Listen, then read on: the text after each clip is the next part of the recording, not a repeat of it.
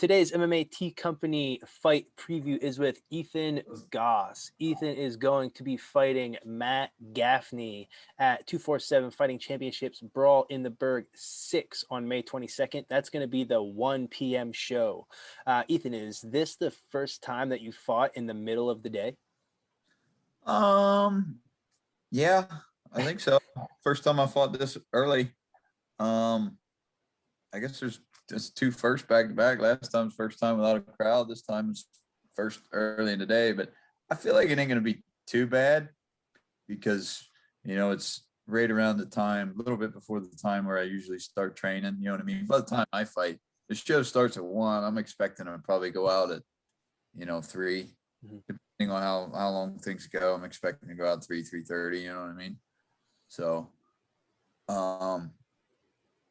I don't see an issue with it. I don't have a problem with it. I know they wanted to do 2 back-to-back shows, so hey man, whatever helps them, whoever works out for them. Yeah, I mean, and personally, I would rather fight at 3 p.m. than some of these cards that, they say bell times at 7, they don't start till 7:30, 8 o'clock. And then, I fought at like 11 p.m. already, and that's miserable. Yeah. I fought, when was it? When I fought Drill Hodge in Ohio, we were the main event on it was like 18 fight card. They don't have like restrictions there or something, but him and I didn't step in the cage until 1 o'clock in the morning, and that was brutal. Just sitting there waiting and watching the fights, and you know what I mean. It's like definitely took its toll on you a little bit. I didn't like that as much. That's why I said everyone always like, oh man, you're the main event. You're the main event. It's like, man, I'd rather be the number 1 fight on the card. You know what I mean? I'd rather kick the show off, get it started, and then toss a few beers back and watch some fist fights. You know what I mean? Yeah, that was awesome because that's fight number 2. So yeah. I was able to get the fight in and then, go have some fun. Yeah, it takes me back. We talked about this before, but like when we fought at that stadium show and they flipped the card, it was great fight at the beginning. Yeah. When they flipped the card, I remember being like, man, like I better be going out there when it's dark though, because I want to fight under the lights here. Yeah. Like, that was my whole thing. Like I want to be the one fighting under the lights for this. So which I still ended up getting a fight under the lights. I didn't like that the rounds were cut down. I mean, I understand how they did it, but I didn't want. I mean, I wanted to go 5-5s that night. But it is what it is. You got to do what Mr. Serb tells you to do. Yeah, yes, you do, and there's no ifs, ands, or buts with him. Yeah, you've been around long enough. When that man speaks, you listen. Take your hat off and don't wear sunglasses. Yep. Take your earphones out. Everybody's probably going to tune into this video thinking they're going to see a raccoon pop up over my shoulder here or something. We still got to make that rash guard. Remind me, we'll get that done. Yeah, I actually forgot about it. Yeah, we'll do that. So I want to talk to you about, just this fight with Matt coming up. Throughout your pro career, it seems like you've been kind of a streaky fighter, right? 2 losses, 2 wins, loss, win, 2 wins, and then you're on a skid of 2, right? So, do you feel like pressure to get back in the win column? Do you feel like shit? Like I need how's your mentality right now going into this fight with Gaffney after those 2 back-to-back? No pressure, man. It's just like I don't even really think about the fight. I'm training. I know what I need to do to train. I know how I need to train, but really, it's just no pressure. I mean, last time going out, I kind of put pressure on myself. The first time, you had the 5-minute rounds, and I was going in there with a killer, and we were fighting for the 24/7 world title. But this time around, it was just there's no pressure. Like whatever's going to happen, and there's going to happen in there, man. I'm just coming in prepared. Like, whether I knock him out, whether he clips me, whether I submit him, whether he submits me, like it's just no pressure. I'm going in. I do this shit because I love it. I do this shit because I enjoy it and I have fun with it. And it's hard to enjoy it when you put that much pressure on yourself. So, mainly just going in relaxed. I'm staying calm. I plan on basically just chilling in the back. As much as I want to watch Cam and them fight, like I'm just gonna hang out in the back. You know what I mean? Stay away from watching the fights. Keep all that energy, in me and focus on me for the night. Mhm. Yeah, and I mean, I gotta say, you even seem interviewing you now compared to your last fight. You seem more relaxed and laid back, and we were, joking around and stuff beforehand. And do you feel when you fight looser, you tend to perform better? Absolutely. Oh my God, absolutely. If I can hit my flow state, right? If I can hit that flow state where I'm just everything's flowing, like I am a deadly son of a bitch, then Hmm. I mean, like that's when I'm gonna kill you, when I have my flow state, and that's the plan. Like I know, like I'm pretty much expecting Gaffney to come in. Like I said, I think he's gonna be shot heavy.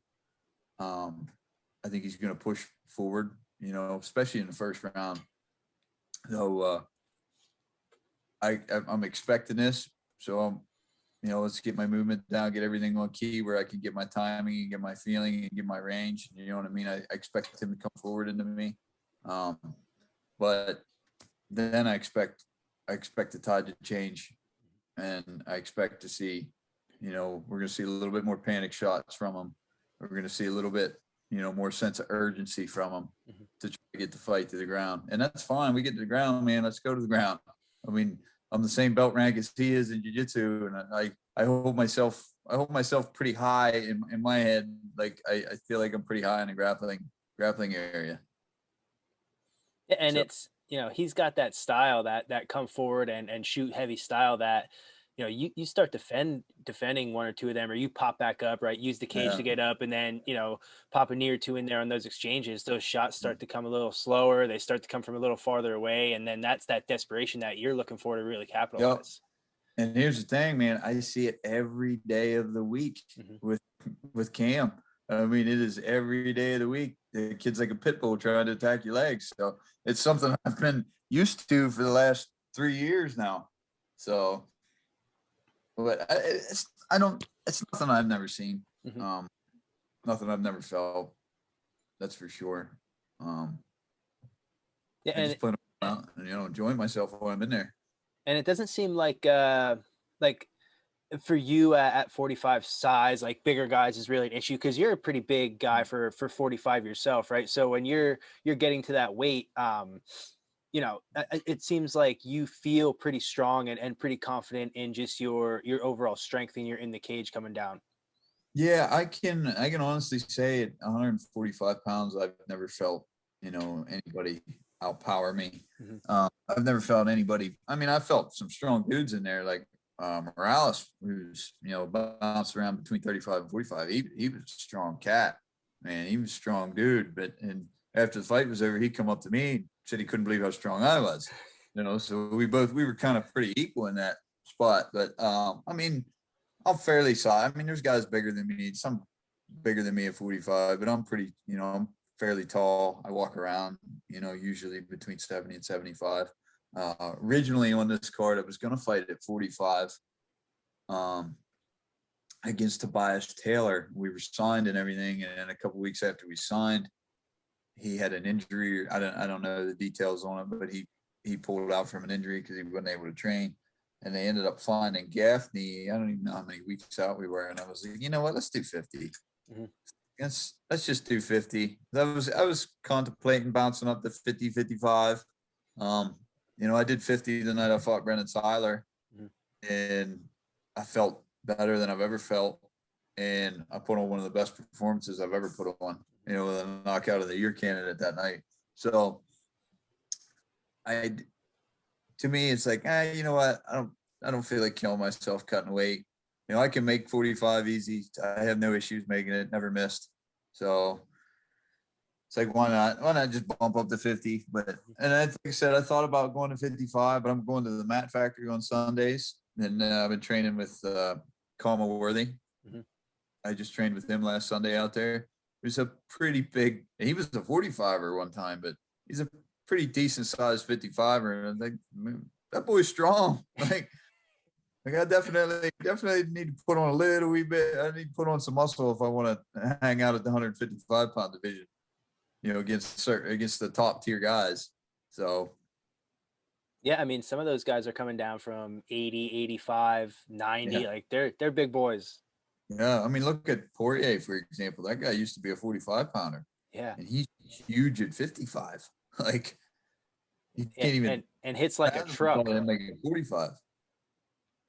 Yeah, it's they hit hard. Those guys up there, they hit hard, and then Yeah. at 70, that's a whole different world. They can stay up there. Yeah. Yeah. Yeah.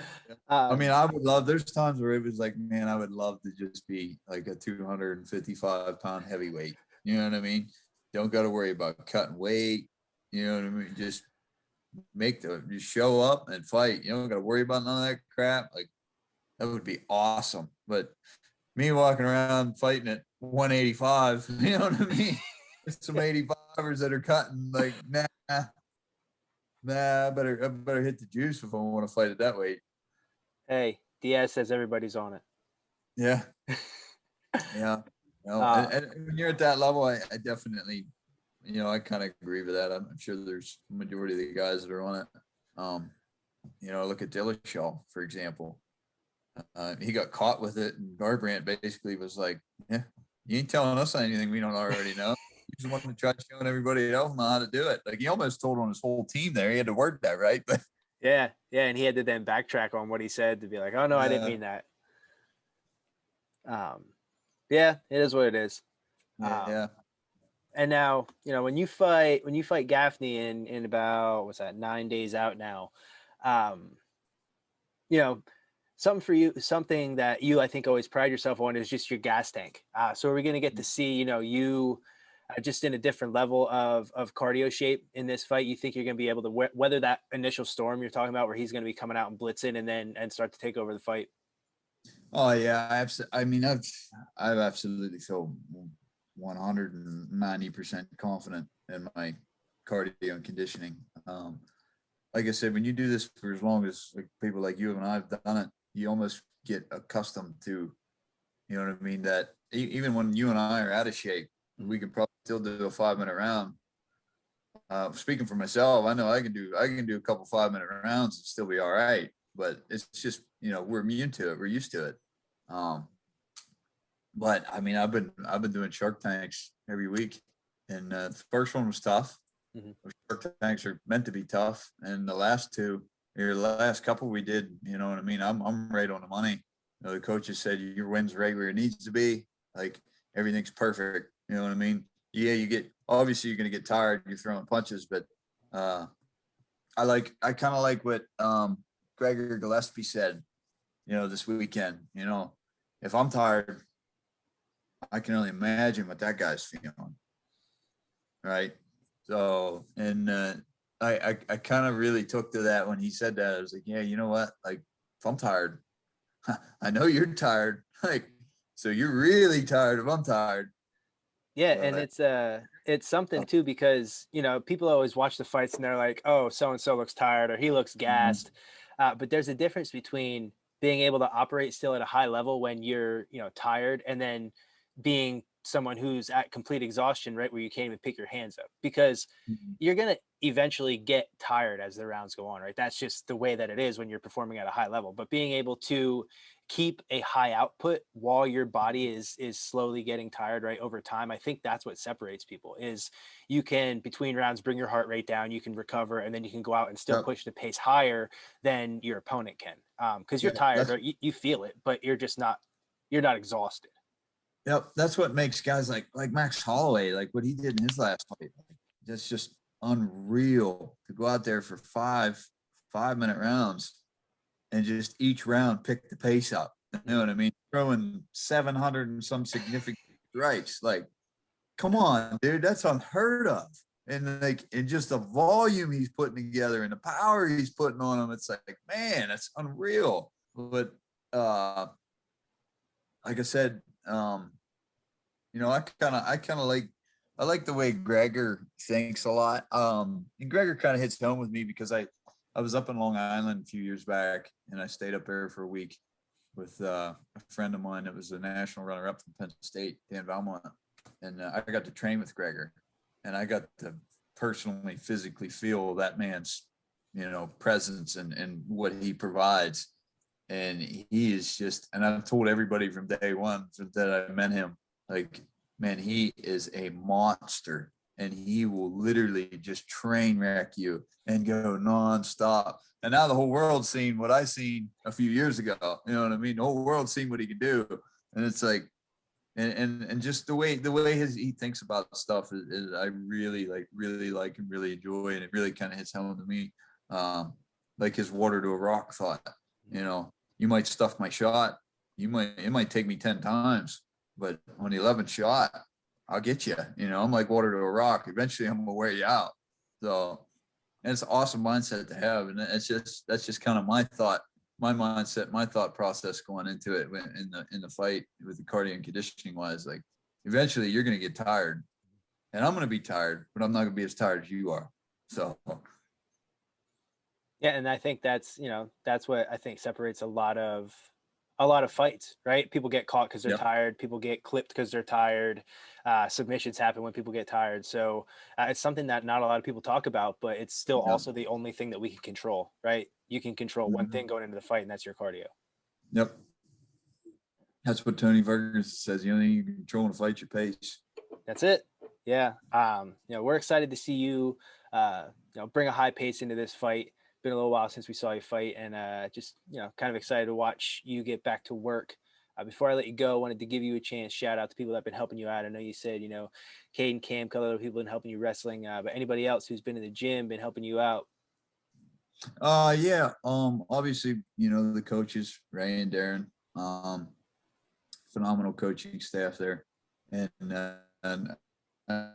have another guy help. He just coached the night. He's been a damn good coach. We got a hell of a team, man. We got Caden. I call him KO Caden Cassidy. He went out there and got his knockout in a minute in his first fight. But we got KO Caden Cassidy. We got the Morak Cam Allgaier, who's there every night pushing. Sheldon Nyhoff, Monte, who's the new kid we got on the card, fighting up. And Monte was a pretty good wrestler and stuff. He wrestled in Division I college at Clarion. There's a couple other guys, kind of hobbyists that come in. They've been coming in pretty steady, and they've been training some bigger guys. We got a heavyweight we're working on the horizon. We wanted to get him a fight for this one. We weren't able to get him a fight on this card. All the guys at the gym, Ray's running crazy cardio conditioning classes on Fridays. And after we're done practicing, we go do it. So, Ray really takes care of us in there, and he really treats us, better than we could ever ask. I mean, if we need gear, he'll get us gear, and you try to pay him for it. And he's like, no, man, everything's good. It's all right. But his wife, I mean, she is a phenom when it comes to the conditioning circuits and stuff, and she'll figure out like the conditioning circuits and all that shit for us. And he runs us through them. And obviously my fiance Kaylee for helping, making me stick to the diet and all that stuff. I think she's over there Snapchatting me right now. But you guys for helping out with the sponsorship and taking care of the t-shirts and stuff. And all the fans, everybody wants to buy tickets, everybody wants to come see a show, man. I'm grateful for it all. So I got a question for you. What's up? When see you step back in a cage? I know people have been asking me. I don't know. I got no plans to fight anytime soon. Oh yeah. No, I haven't even put gloves on in like a year. Really? You haven't been training? I just been training grappling. Oh yeah. Yeah, I teach 6 a.m. classes in the gi, and then hit Are you some still no at gi every once in a 717? while. Yeah. Yeah. Yeah, because it's been what, 2 years? Yeah, I haven't fought in 2 years. Yeah. Yeah, I had like a couple fights fall through. Had a baby, pandemic, got another baby on the way. Oh, you got another one on the way. Yeah. Oh man, you had the Corona baby now. Yeah, due in November. Though. Thank you, appreciate it. Yeah. But yeah, I was just curious because I mean you haven't fought in a while, and I was like, man, I wonder if you I didn't know if you was done or what the deal was. But I'd like to get another one. My wife says I'm done. My wife says I'm done. I would like to get another one in and see how it goes, and then go from there. Yeah, I know exactly how you feel, man. It just how long you been doing this now? You've been, My first fight was in 2013. yeah, you've been doing it for pretty much about the same as me. Yeah.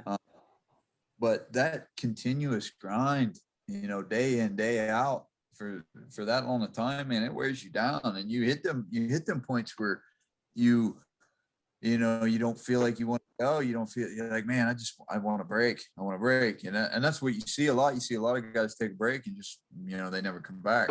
But me, I couldn't, I felt like it was almost expected of me, you know what I mean?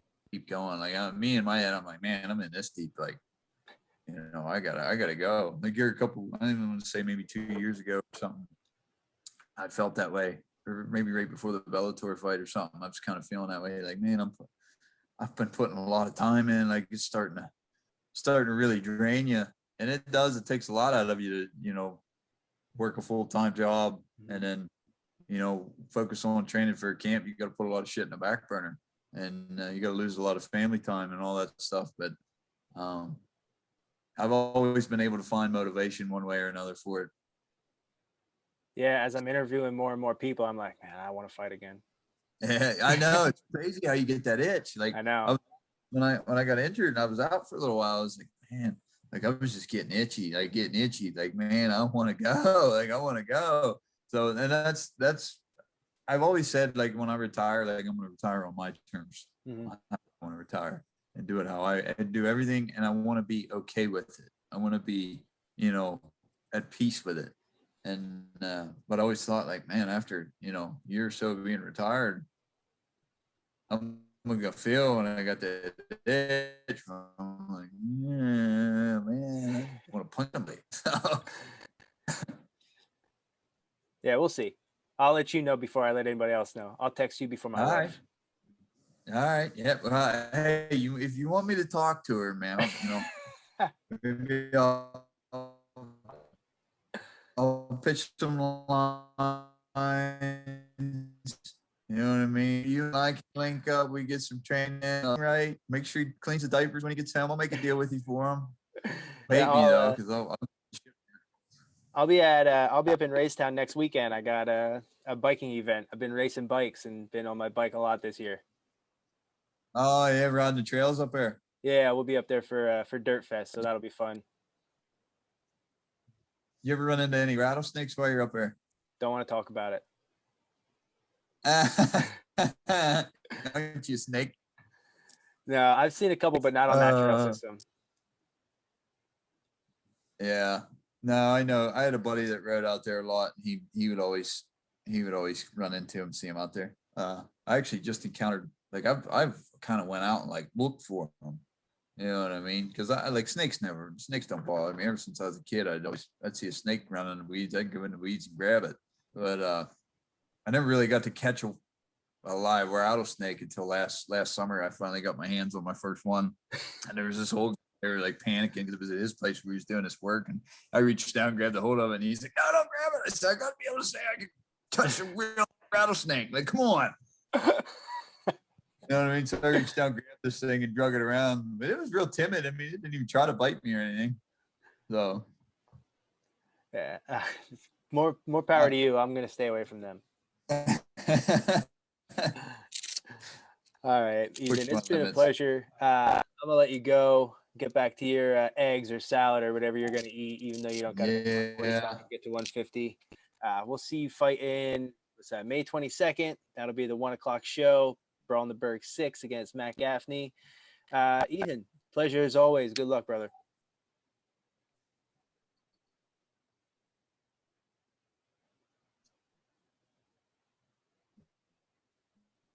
Hey, man.